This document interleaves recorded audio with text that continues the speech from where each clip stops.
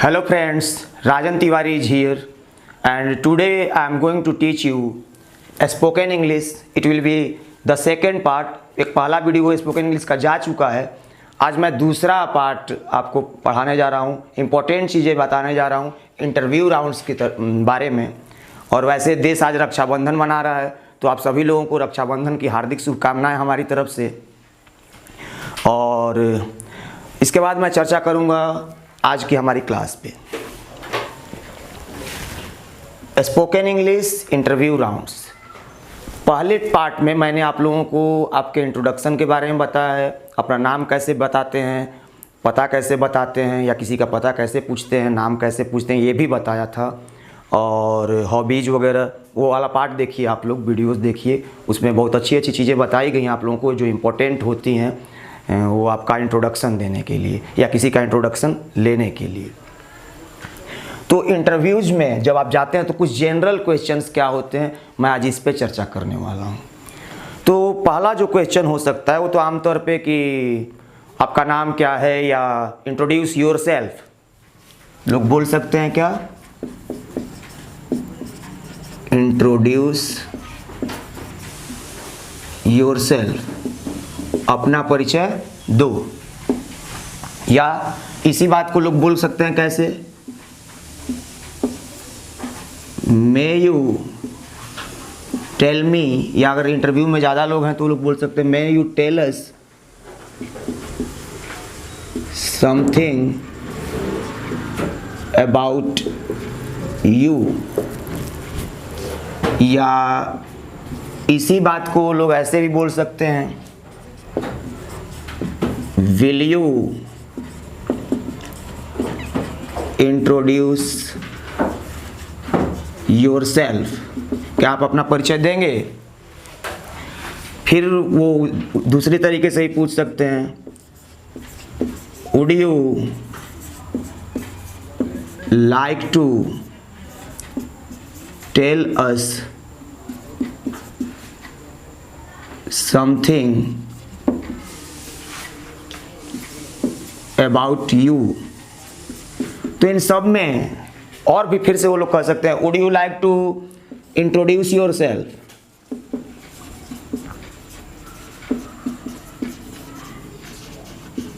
या जिस तरीके से वो लोग नाम पूछ सकते हैं वो मैंने पिछले पार्ट में बताया हुआ है कि किस किस तरीके से कोई आपका नाम पूछ सकता है। तो उसी तरह से ये सब चीज़ें जो ऐसी हैं उनमें सब में आपको क्या करना होगा, अपना परिचय देना होगा।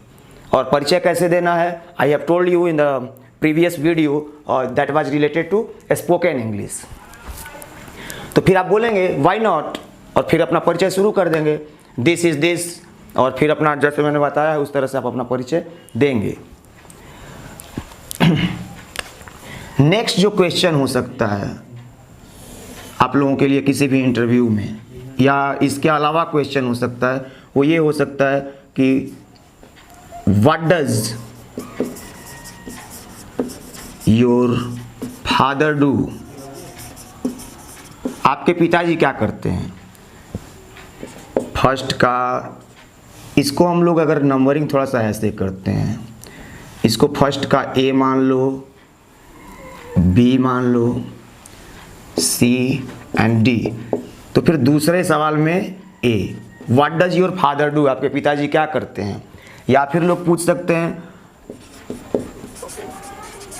What is your fathers profession,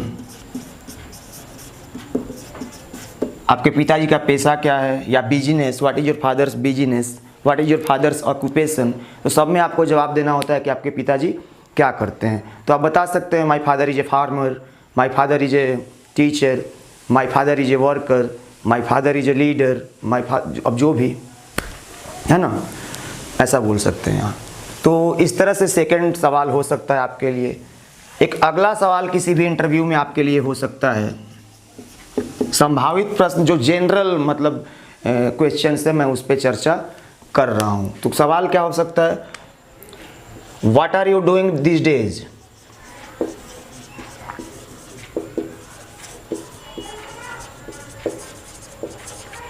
इन दिनों आप क्या कर रहे हैं। इसका मतलब वो ये जानना चाह रहे हैं कि आप ऐसा भी, इसका बी हम मान सकते हैं।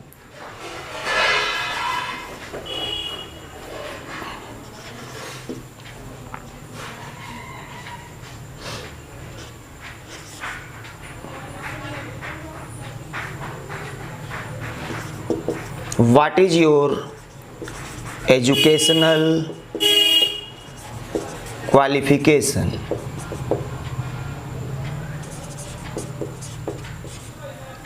है ना? या फिर हाँ, तो क्या कर रहे हो आजकल, या एजुकेशनल क्वालिफिकेशन क्या है? तो अगर आप मान लो इंटरमीडिएट में हो तो I am doing intermediate, I am in intermediate first year, I am in intermediate second year. या फिर अगर इंटरमीडिएट कंप्लीट कर चुके हो तो आई हैव कंप्लीटेड इंटरमीडिएट।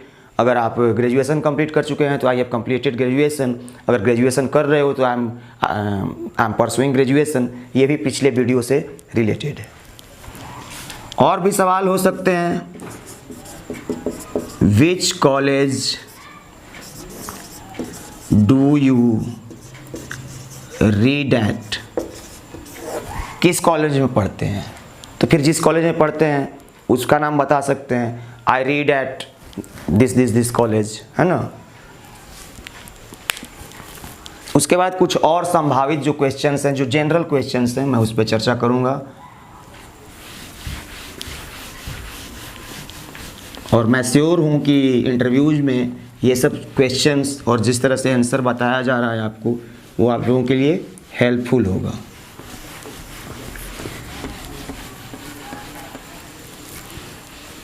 एक जो इम्पोर्टेंट क्वेश्चन होता है, जो कई बार लोग आपसे पूछ सकते हैं, कई इंटरव्यूज में पूछ सकते हैं, वो होता है what is your weak point, है ना। 1 सेकेंड। लोग पूछ सकते हैं what is your weak point, आपकी कमजोरी क्या है, या what are your weaknesses.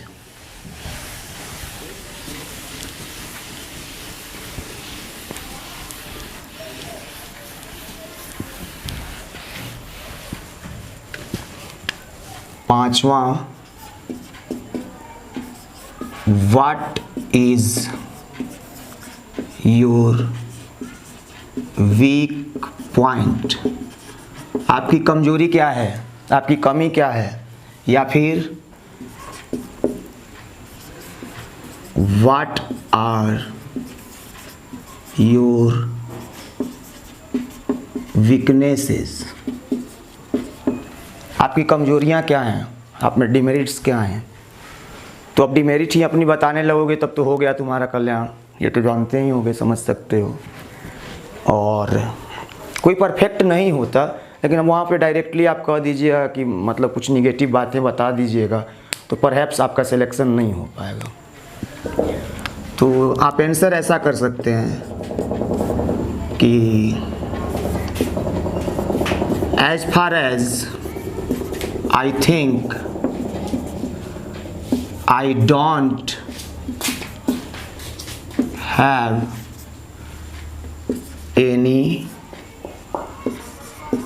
Major weakness. जहाँ तक मैं सोचता हूँ, एज फार एज, जहाँ तक मैं सोचता हूँ, जहाँ तक मुझे लगता है, मेरे में कोई उस तरह की कोई प्रमुख कमजोरी नहीं है ना। या फिर I don't have any weak point, any major weakness या एनी वीक पॉइंट, ऐसा आप बोल सकते हैं। या फिर कुछ ऐसा जो पॉजिटिव हो, हाँ कभी वो उसका नेगेटिव प्रभाव, जैसे मैं आई ट्रस्ट, आप बोल सकते हैं, मान लीजिए आपको अच्छा लगे तो I rely on others easily, मैं आसानी से, रिलाई ऑन भरोसा करना, मैं आसानी से दूसरों पर भरोसा कर लेता हूँ। I think it's my weakness because many times people cheat me, etc वगैरह। तो किसी पे आप भरोसा कर लेते हैं और वो आपको धोखा दे देता है, तो वो धोखा देने वाले की डिमेरिट है, आपकी डिमेरिट नहीं है। किसी पे भरोसा करना गलत बात नहीं है। बिकॉज क्यों? क्योंकि विश्वास और भरोसे से ही दुनिया चलती है ना। जब दुनिया में विश्वास और भरोसा नहीं रहेगा तो दुनिया नहीं चल पाएगी। तो इस तरह का ये जो सवाल है वो काफ़ी इम्पोर्टेंट होता है, कई बार पूछा जा सकता है। तो जब वीक पॉइंट लोग पूछ सकते हैं तो ये भी पूछ सकते हैं कि what is your strong point.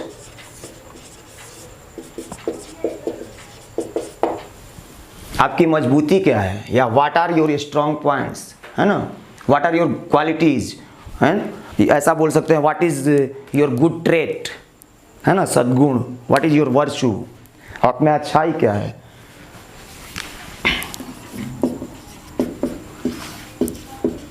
I am a hardworking person.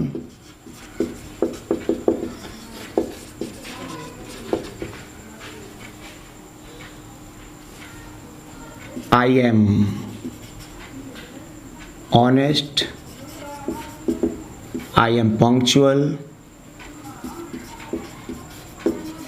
तो जॉब के लिए ऑनेस्ट होना ज़रूरी है, किसी भी जॉब में जा रहे हैं तो पंक्चुअल होना ज़रूरी है, हार्डवर्किंग होना ज़रूरी है। तो ये सब कुछ गुड क्वालिटीज़ हैं जो आप बता सकते हैं, या अपने से आप कोई अपनी अच्छी क्वालिटी सोच सकते हैं, वो आप बता सकते हैं। लेकिन किसी भी जॉब में कोई एक हार्डवर्किंग पर्सन को ढूंढेगा, लेट लतीफ़ को नहीं ढूंढेगा, पंक्चुअल को ढूंढेगा, रेगुलर को ढूंढेगा। रेगुलर जो एब्सेंट ना हो, और पंक्चुअल वो है जो घड़ी के टाइम से सही चले। नहीं तो बॉस लोग 2 मिनट भी लेट होने पे वो कर देता है। Honest, honesty is the best policy. Honest तो हमेशा होना चाहिए जीवन में। तो ये सवाल भी इम्पोर्टेंट होता है। आपसे ऐसा भी सवाल पूछा जा सकता है, क्या पूछा जा सकता है, आर यू थीस्ट। थीस्ट मतलब आस्तिक। आस्तिक मतलब जो ईश्वर में विश्वास रखता हो। आर यू थीस्ट और एथिस्ट एक दूसरे के विपरीतार्थक शब्द हैं, एंटोनिम्स हैं। नास्तिक वह जो ईश्वर में विश्वास न करता हो। आर यू थीस्ट और एथिस्ट। इसी सवाल को लोग ऐसे भी कर सकते हैं, do you believe in God. क्या आप ईश्वर पर विश्वास करते हैं, या do you believe in the existence of God।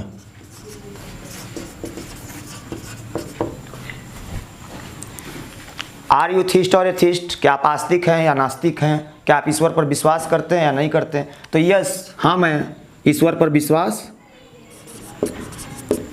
Yes I am a theist.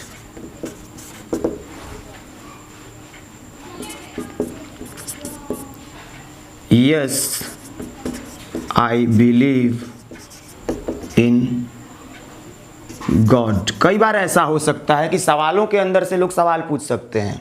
जैसे यहाँ पे जब आपने कह दिया कि हाँ मैं ईश्वर के अस्तित्व में विश्वास करता हूँ, तो लोग कह सकते हैं कि क्या आपने कभी कोई प्रमाण देखा है ईश्वर का। ऐसा पूछ सकते हैं ना लोग। आप लोग क्वेश्चंस ध्यान से समझते रहेंगे, राइट डाउन करते रहेंगे। आंसर्स भी जो बोल रहा हूँ, कई बार मैं आंसर्स बोल के ही निकल जा रहा हूँ, तो आप लोग ध्यान देते रहेंगे।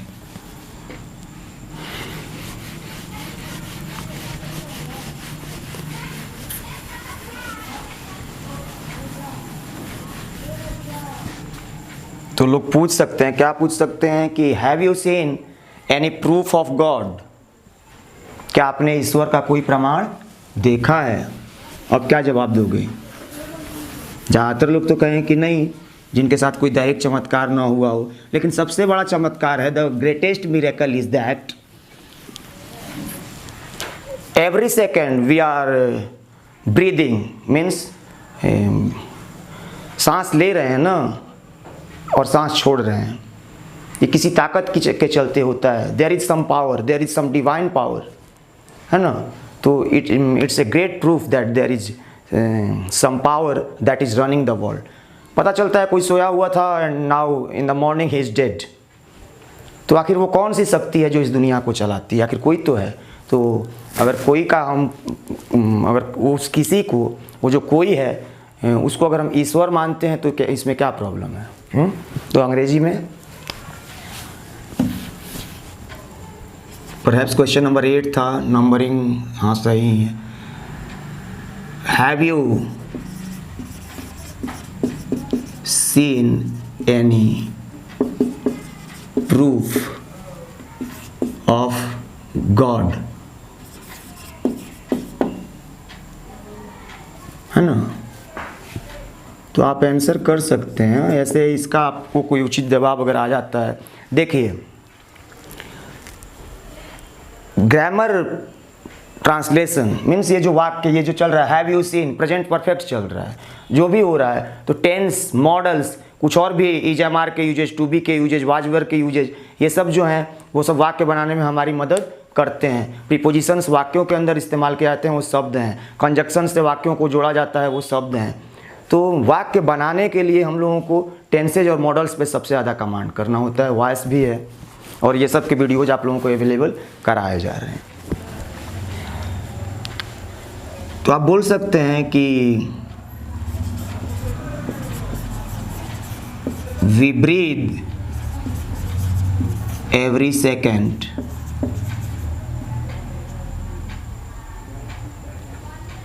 or we are able to breathe every second and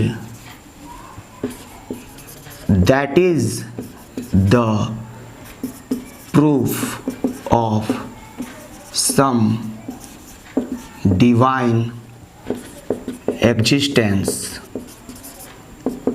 in the world. That is the proof of some divine existence, किसी दैविक या divine powers existence in the world. Her minute हम लोग सांस लेने में सक्षम होते हैं, हर सेकेंड, एवरी सेकेंड, और ये प्रमाण है किसी दैविक शक्ति का, के अस्तित्व का इस दुनिया में, है ना? नहीं तो क्यों किसी की सांसें रुक जाती हैं, वो अपने आप को या कोई डॉक्टर भी चाह करके, डॉक्टर दूसरा भगवान होता है, कई बार बचा लेता है, बट मैनी टाइम्स और one who has come in this world will have to go someday. जो इस दुनिया में आया है उसे जाना होगा, ही हैज़ टू गो, उसे जाना पड़ता है। तो आखिर ये क्या है, इसके बारे में तो कोई नहीं जान पाया। तो ये सबसे बड़ा प्रमाण है जो जीवन का मिलना और जीवन का चला जाना। आप जीना चाहते हैं लेकिन आप नहीं रह पाते हैं। कोई भी मरना, नोबडी विशेस टू डाई, कोई भी मरना नहीं चाहता है। तो ये सबसे बड़ा प्रमाण है। और अगर आप नास्तिक हैं तो फिर तो अलग की बात है। सवाल ऐसा भी हो सकता है, ये एक इम्पोर्टेंट सवाल हो सकता है कि where do you see yourself in the next 5 years? अपने आप को आप अगले 5 सालों में कहाँ पाते हैं, कहाँ देखते हैं? ये इम्पोर्टेंट सवाल होता है। क्या जवाब दोगे? जवाब क्या देंगे आप? What will you say? तो हम लोग कह सकते हैं, मीन्स क्वेश्चंस जो हैं वो उस टाइप के हो सकते हैं। अब आंसर्स वैरी कर सकते हैं आपकी मेंटलिटी के हिसाब से। आपको बस यहाँ पे एक सजेस्ट किया जा रहा है कि आप सजेस्टिव आंसर कि आपको ऐसा कर सकते हैं। तो आप बोल सकते हैं कि since I am an optimist. Optimist मतलब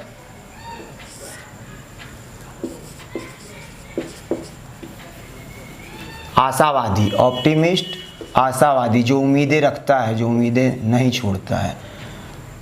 since I am an optimist person, I find myself in a better position than today in the next 5 years। चूँकि मैं आशावादी व्यक्ति हूँ, तो चूँकि के बाद ये सिंस ये जो है ये कॉमा चलता है, तो ये तो का सेंस देता है, या इसलिए मैं अपने आप को पाता हूँ बेहतर स्थिति में पाता हूँ आज की तुलना में अगले 5 सालों में। ठीक है, आप इसमें और भी ऐड कर सकते हैं। Since I am an optimistic person and hard working